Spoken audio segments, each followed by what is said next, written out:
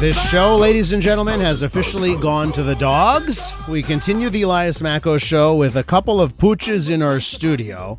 Now we've got Lily and Korra. Who's a good dog? Korra! Hey, Korra. Oh, you're so pretty. I love you so much. Lily and Korra are in studio. Of course, they're joined by their human companions because we want to tell you about what's happening at Trudeau International Airport with the YUL Pet Squad. They've got a group of 45 volunteers and their dogs. It was created, the squad created in 2018 to offer moments of companionship around the airport, helping many flyers with their nerves or their anxiousness. To find out more, so happy to have also some humans in studio. Johanne Tassé is with us, director of the YUL Pet Squad. Hi, Johanne. Good morning. Good morning to you. I also want to point out that we've got Rosanna and we've got Jessica in studio as well. Two of the volunteers who have brought their beautiful dogs. Thank you guys as well for coming in. Thank you for having us. So, Johanne, I'll start off with you. Yes. How did it all come about? Why'd you say this is something that's needed and why'd you do something about it?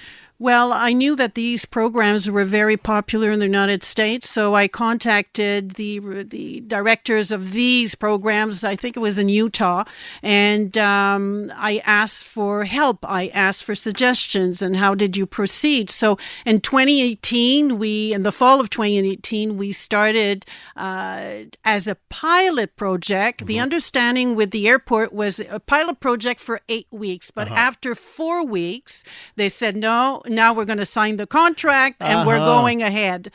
So humble beginnings, but the reaction from not only the passengers, but also the employees was just amazing. So we grew from a group of 25 to obviously post-pandemic. Now we have 45 volunteers. 45 volunteers, yes. And of course the dogs. So we have Lily and Korra in studio with us. Why don't you tell us maybe what makes Lily and Korra really good members of the Pet Squad? What kind of dogs are you looking for to be a member of this Pet Squad? We don't discriminate against mixed breed dogs. What we're looking for is for a dog that is very social. We're looking for a dog that is polite, a good canine citizen, overall a good canine citizen. Obviously, an airport environment has different elements that you wouldn't find in a residence. You know, for seniors or hospitals, we know that dogs do go and for visits at these establishments.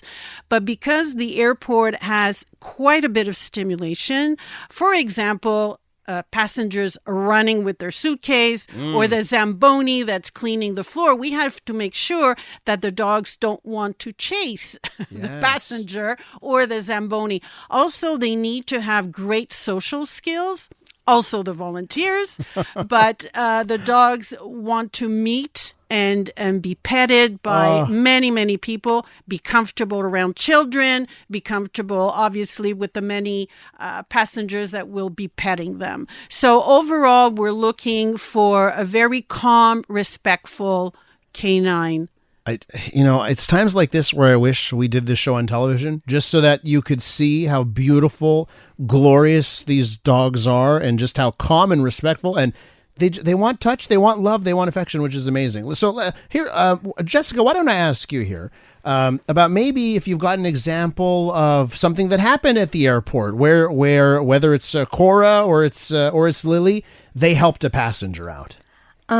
Any time that there's some sort of delay or canceled flight, these dogs really come and help to bring a moment of joy to passengers who are often having a little bit of a tougher time. The airport is a really stressful environment, and it makes them just have a moment of pause and joy and to like reset their thoughts and to think, maybe this isn't the worst day ever. Yes. We've got a beautiful pup just here to keep us some company for a little bit and to bring us, a nice moment of joy in our more stressful than usual day. Rosanna, with that in mind, are you paying attention to the board? This flight has been canceled, this flight is delayed, and let's go to that gate? Is that how it works a bit? Or? I haven't done that yet, but I can think of an example where we helped a lady who had fallen. I'm not quite sure what had happened, but the paramedic asked me to go and just sit with her and just, help her a little bit. So that was interesting in terms of bringing her some support. Yeah. And children who are tired and crying, and bringing the dog to them, that really helps the parents as well. We've got a packed studio this morning. We've got several humans, by the way, joined by Rosanna, who you just heard there, Jessica, and Johanne Tassé, who's director of the YUL Airport Squad. And the pooches are Lily and Korra.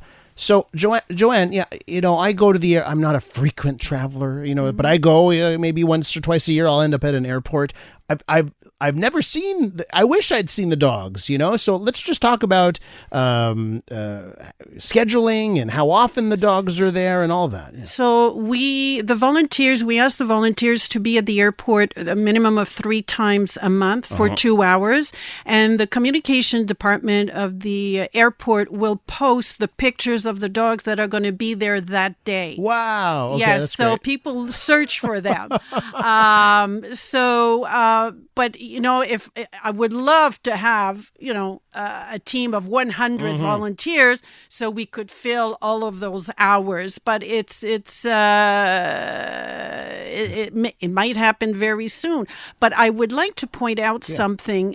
We have another pilot project. Tell me. It's not permanent yet, but we will accompany families who have a child who's on the spectrum. Oh. So we have selected dogs and their guardians. We meet the family at the airport. We help them through with the checking, like we cut through the line, and we help them check in, go through the security, and we will accompany them to the departure gate, but we will stay with them. And what happens is the child is focused on the dog. So the volunteer will arrive, will obviously have a leash, but we give the child a second leash. Oh, wow. So they're Okay. focused on the dog, and many a times the dog is a conduit for communicating between the volunteer and the child. So let's say they might say, oh, you know what, Lily, I think is thirsty. Would you like to go and get some water for Lily? And then they'll say yes. And then we'll say, well, would you like... So it gives them a task, gives them part of the leadership, ownership of that. Exactly. And they will, air quotes, communicate with the dog, instead of the guardian, because some of them... For parents who are listening, who maybe they have a child on the spectrum, would they have to reach out to you first to say, hey, we're going to be flying on this day. Can we make sure we have a dog there? How does that work? They will call, email, YUL Satisfaction at admtl.com, and you say, we'd like to have an accompagnement, but please do it ahead of time, right? It has to be coordinated. Yes, yeah. And we also need a letter from a professional stating that the child would benefit for such a service. Okay, gotcha. So you said YUL Satisfaction, and that's Aeroport de Montréal, ADMTL for Aeroport de Montréal. Correct. .com, right? Correct. Is that email address? I have a note from a listener here. How do we get in touch to volunteer with our dogs? People are interested in this now that maybe they're hearing about it for the first time. How do I get involved? They can contact me at info@caacq.ca. Okay, I see that here. It's info@caacq.ca. And I'm sure if we do a search for the YUL Pet Squad on Google, we'll be able to track down a lot of these things, right? If somebody can't write this down right now. Exactly. Wonderful. And we're going to start recruiting in the fall. I know maybe October, November. Yeah. Okay, great. But they have to realize not all dogs are suited for an airport environment. Yeah, that's right. So, you need a special dog to be able to handle that. Exactly. Okay, I have one tough question to end off here, okay? Obviously, at the airport, there are some dogs that are working, let's say, border security, drug sniffing, that kind of thing, right? Do these dogs, if Korra and Lily, they're helping, they're helping a passenger at the airport, and they sniff something, do they tell the other dogs? They go, hey, check out this person. Do they help out the narco dogs?